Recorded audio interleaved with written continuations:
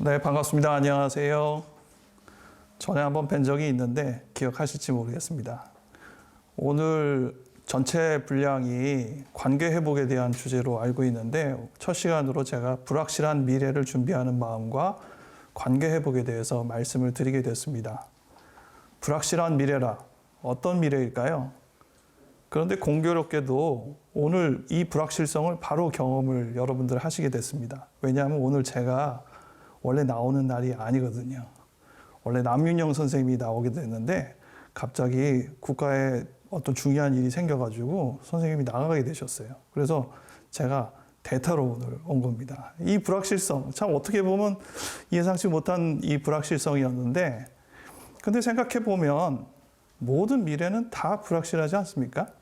어떤 미래는 불확실하지 않고 어떤 미래는 불확실하고 그렇지 않죠. 사실 모든 미래가 다 불확실합니다. 제가 성경 말씀 두 군데 찾아봤는데요.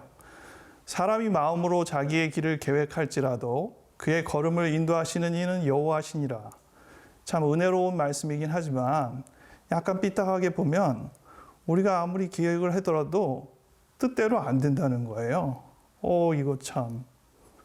그리고 하나님이 모든 것을 지으시되 때를 따라 아름답게 하셨고 또 사람들에게는 영원을 사모하는 마음을 주셨느니라.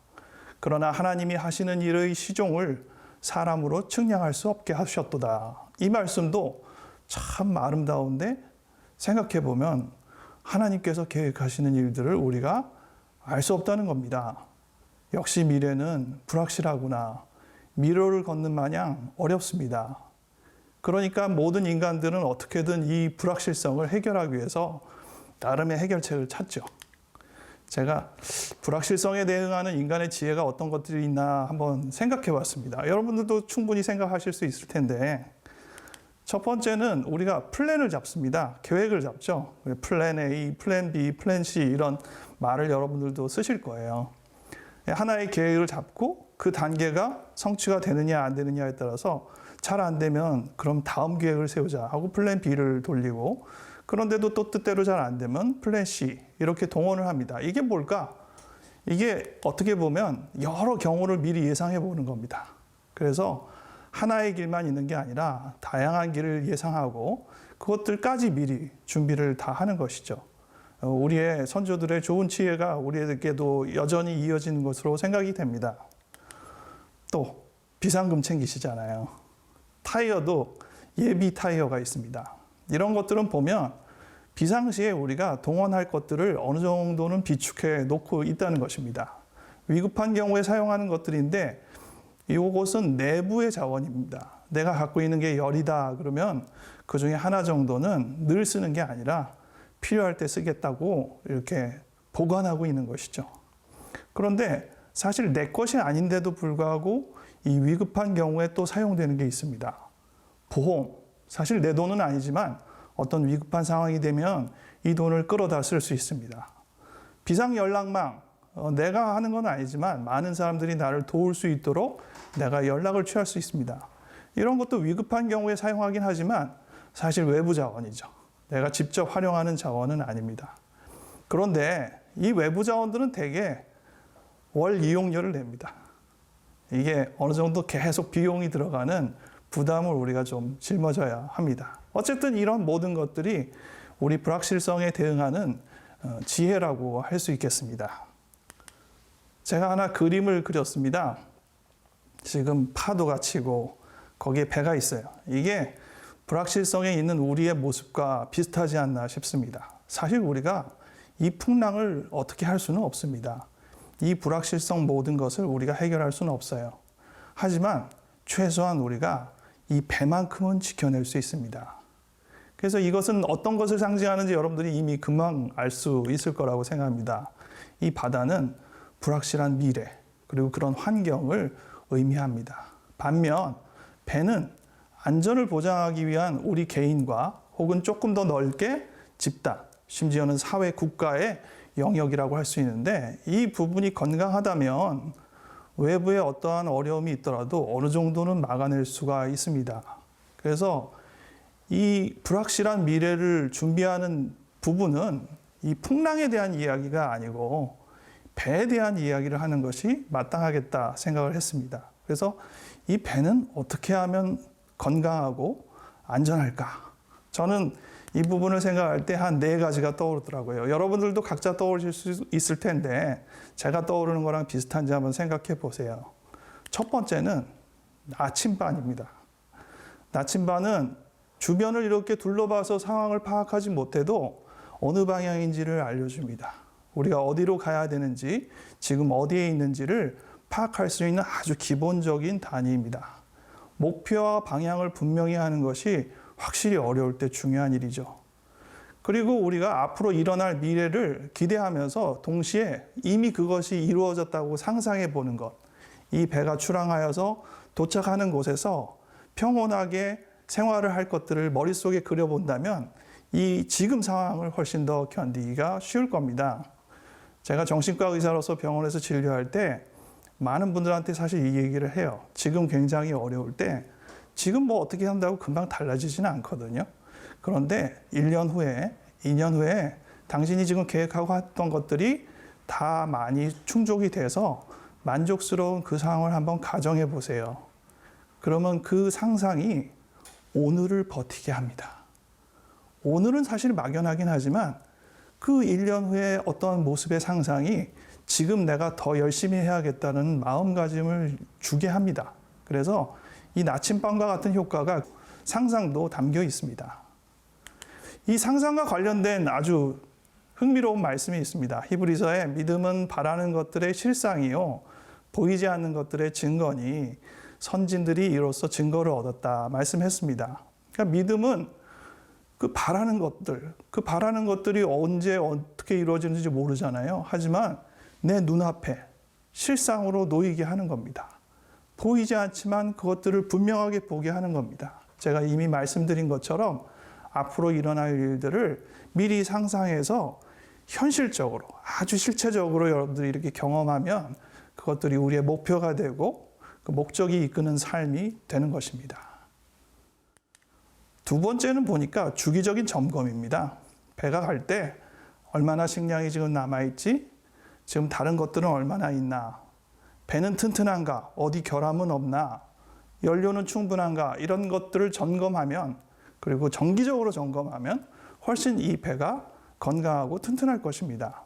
또 배에는 안전장치가 있겠죠. 여러 가지 우리가 직접 눈으로 확인하지 않는 위험도 인지를 해서 알람을 울려주는 기능들이 있습니다. 이 기능들이 건강하게 잘 작동하고 있는지를 확인하면 그것이 이 배의 건강, 이 배의 튼튼함을 보장하는 일이 될 것입니다. 성경 말씀에서도 당연히 비슷한 말씀이 있습니다.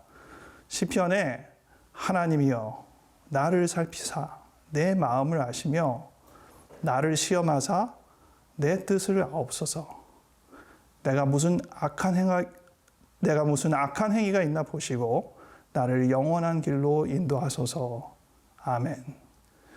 이 성경에는 이렇게 앞뒤가 사실은 같은 내용인데 반복되는 내용이 많아요. 특히 구약에는 그런 성경이 많죠. 그래서 나를 살피사 내 마음을 아시며라는 말씀이랑 나를 시험하사 내 뜻을 아옵소서라는 말씀이 사실 다른 의미는 아닙니다. 하지만 약간 차이가 있어요. 제가 보기에는 점검에는 이 2가지 종류가 있는데 하나는 그냥 보는 겁니다. 보면서 무슨 문제가 있나 이렇게 살피는 거예요. 근데 그 정도로는 안 됩니다. 조금 더 분명한 확인이 필요한데 그건 두드려서 확인하는 겁니다. 이거 이상 없나? 괜찮나? 이렇게 하고 시험을 해보는 거예요. 그럴 때 오히려 문제가 드러나는 경우가 많습니다. 그냥 볼 때는 괜찮은 듯 싶지만 조금만 흔들어 봐도 문제가 나타날 때가 많습니다. 우리의 심리적인 어떤 특성들도 평온할 때는 괜찮아 보이는데 조금만 환경이 나빠지거나 조금만 불안이 올라오면 금세 상황이 달라지는, 마음의 상황이 달라지는 경우들을 보죠. 그때는 이것들을 어떻게 하면 좋을까 점검할 수 있는 오히려 좋은 기회다. 그것이 나쁜 게 아니라 문제를 사전에 발견하는 좋은 기회다. 이렇게 생각해 주시면 좋겠습니다. 그 다음 3번째 제가 생각해 볼 때는 매뉴얼이 있습니다. 매뉴얼은 항해사가 또는 많은 사람들이 충분히 경험하지 못한 내용까지 다 담겨 있어요. 그래서 어떤 특별한 상황이 있으면 이렇게 하세요라는 순서까지 나열해서 적혀 있습니다. 여러분들이 영화에도 보면 아주 긴급한 순간에 뭐 비행기 조종사가 매뉴얼을 펴고 이럴 때 어떻게 하면 좋지 하고 그 순서대로 하나하나 하는 것들을 볼 수 있을 것입니다. 예상치 못한 상황에서는 누구나 다 당황해요. 전문가도 당황합니다. 하지만 그럴 때 매뉴얼이 있으면 그 매뉴얼을 보면서 침착함을 다시 되찾을 수 있어요. 매뉴얼은 그런 의미에서 두 가지를 담고 있는데 하나는 그동안 많은 그 역경의 고난의 경험이 담겨 있죠. 그래서 이러한 어려움들에서 어떻게 벗어나는 게 좋을까에 대한 가장 좋은 방향을 매뉴얼이 안내해 줍니다. 우리가 경험해 보지도 못했지만 실은 예전에 있었던 그런 경험들을 매뉴얼에 담고 있습니다. 심지어는 우리가 충분히 상상해 볼 수 없는 어려운 상황을 예비해서 그 상황에서 어떻게 대비해 주는지에 대한 이 내용들이 매뉴얼에 잘 담겨 있습니다. 우리의 매뉴얼은 뭘까요? 당연히 말씀이겠죠. 시편에 주의 말씀은 내 발의 등이요 내 길의 빛이니이다 이런 말씀이 있는데 이것도 비슷한 얘기 반복인 것 같아요. 내 발의 등, 내 길의 빛. 그런데 조금 더 생각해 보면 상당히 미시적인 것과 거시적인 차이를 생각해 보게 됩니다. 우리가 그 매뉴얼을 볼 때도 이 큰 의미를 보고 넓은 관점에서 어떻게 하면 해결을 해야 되나 이런 생각도 하지만 또 한 가지는 이 좁은 입장에서 이 상황을 어떻게 해야 되지? 라고 아주 구체적인 실행에 대한 매뉴얼이 필요할 때도 있는데 이 두 가지, 숲과 나무의 비유를 다 이해하는 이 두 가지가 다 중요하다고 생각합니다. 마지막은 구명보트 생각했습니다. 구명보트는요, 모든 상황이 다 풀리지 않아서 이제는 어쩔 수 없다라고 할 때 이 최후의 순간에 이 모든 걸 버리고 승선하게 되는 마지막 선택입니다. 물론 안타까운 선택이긴 하지만 그래도 희망의 끈을 놓지 않고 마지막 희망을 가지고 오를 수 있는 것이 바로 구명보트입니다.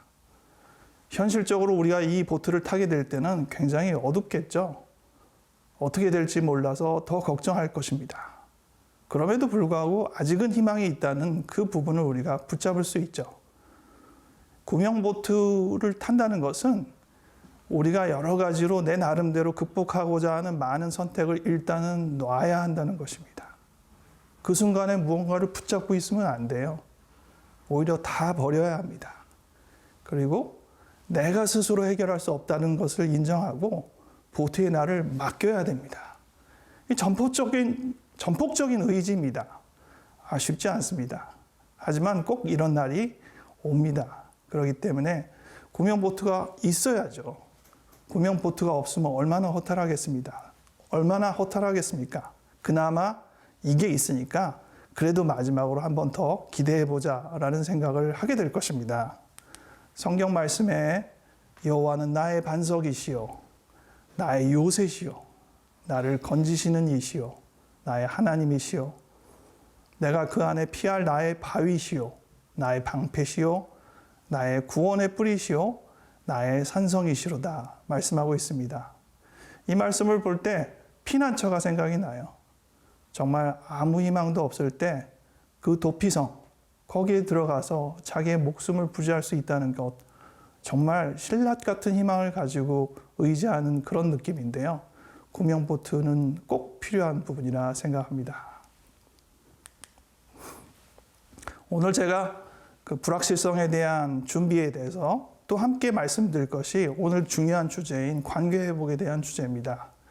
그런데 이런 불확실성이 이 관계에 대해서 문제를 많이 일으키죠. 그래서 불확실성과 관계회복에 대한 얘기를 같이 하게 된다고 오늘 생각하는데요. 지금 4명의 사람을 여러분들한테 먼저 보여드렸습니다. 이분들이 지금 불확실성에 똑같이 놓여 있는데 어떻게 보면 좀 좋게 해결하지 못하고 뭔가 문제가 있게 해결하는 대표적인 4사람을 제가 양상을 보여드렸는데 어떤 사람일까요? 어떤 사람은 자꾸 나쁜 생각만 합니다. 긍정적인 생각은 조금이라도 안 하고 풀어가는 것들이 계속 나쁜 생각만 해요. 또 어떤 사람은 남 탓을 합니다. 자기는 문제가 없었는데 저런 사람들 때문에 이 문제가 퍼졌다고. 불확실성은 사실 누구 한 사람에게만 있는 게 아니지 않습니까? 누구에게나 경험하는 건데 남 탓을 합니다. 또 어떤 사람은 너무 걱정을 많이 해요. 걱정이 뭐 그야말로 문제를 해결해 주진 않지 않습니까? 그리고 어떤 사람은 심지어 회피하고 뭐 핑계대고 손을 놔버립니다. 뭐 지금 뭘 한다고 뭐 달라지겠어 하면서 아무것도 안 하려고 해요. 물론 관계 갈등이라는 게 굉장히 요소가 많습니다. 사회적인 요소도 있고 타인의 요소도 있고 나의 요소도 있고. 그런데 제가 좀 더 관심을 갖고 여러분들과 함께 얘기할 수 있는 부분은 바로 내 자신에 대한 부분입니다. 이러한 관계 갈등이 어디서 벌어졌느냐? 사실 요인은 많죠. 하지만 그 많은 요인을 다 해결할 수는 없지 않습니까? 하지만 나로부터 출발된 이유는 내가 좀 더 살피고 내가 좀 더 개선하는 데 훨씬 더 빠른 도움을 받을 수 있습니다. 그래서 많은 경우 자기의 마음을 투영하여서 이 관계를 악화시킨다는 생각을 좀 해보면 좋겠어요. 관계 회복을 위하여서 우리는 무엇을 하면 좋을까? 먼저 처음에는 내 안에서부터 시작된 문제들이 대부분 일어나는 거기 때문에 내 마음을 잘 살펴야 됩니다. 이 상황 때문에 지금 모든 게 벌어졌지라고 할 때, 아차, 이 상황에 대해서 대처하는 내가 문제가 아닌가?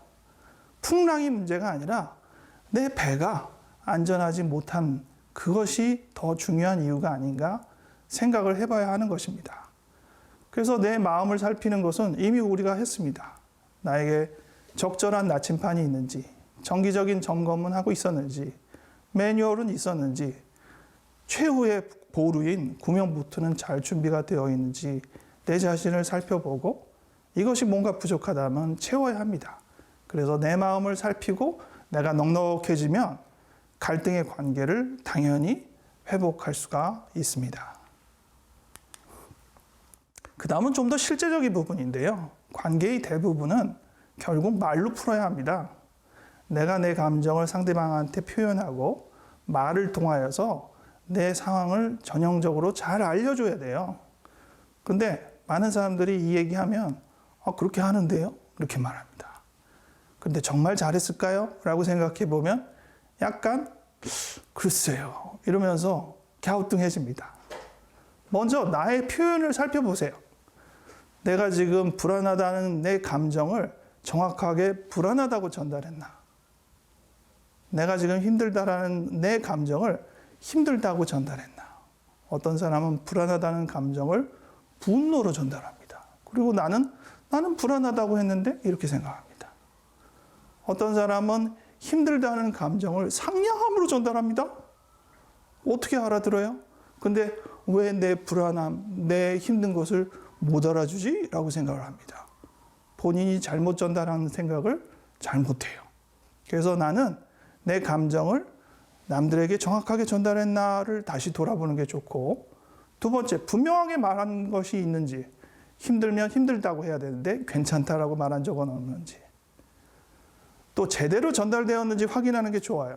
나는 표현도 잘했고 말도 잘했는데 뭐 상대방이 바빠서 그냥 건성건성 듣다 보니까 못 알아들을 수도 있잖아요.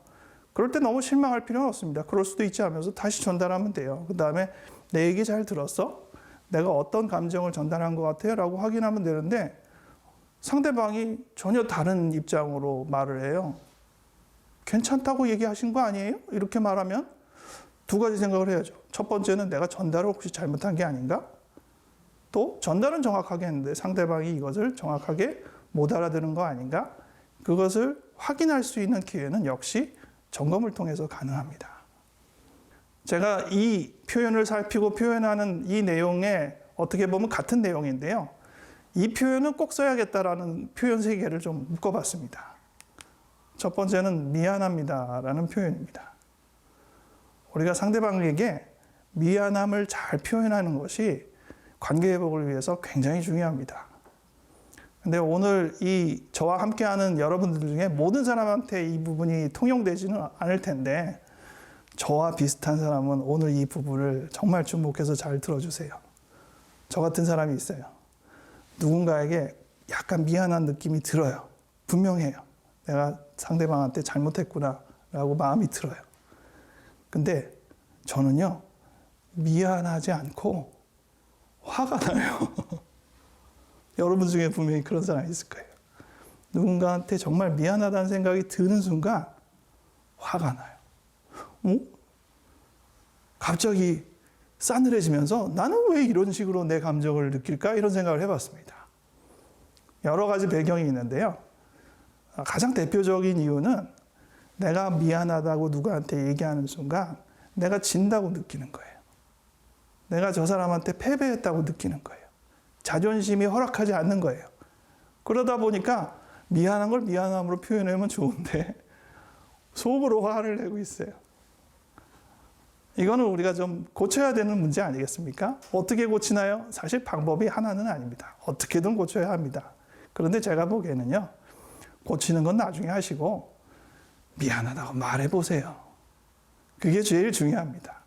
실천하는 게 제일 빨라요. 다른 복잡한 거 다 일단은 내려놓으시고 미안해 라고 말해보세요. 어떤 상황이 벌어지는지. 그런데 결코 좋게 마무리 안 될 수도 있습니다.